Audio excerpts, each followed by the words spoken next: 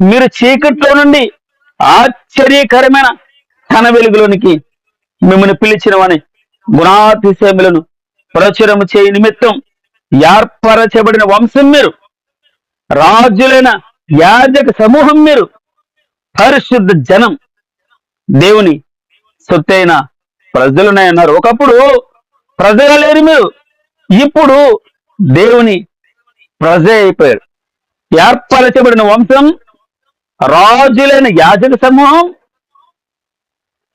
పరిశుద్ధ జనం, దేవుని సొత్తైన ప్రజలు అంటూ ఉన్నారు. మీరు అమూల్యమైన రక్తం. ఏ రక్తం అది?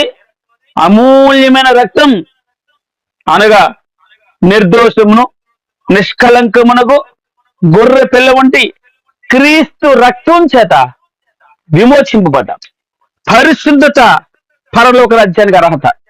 మీరు ఏమైనా చేయండి, ఏమైనా మాట్లాడండి, ఎంత భక్తి అయినా చేయండి, పరిశుద్ధత లేకుండా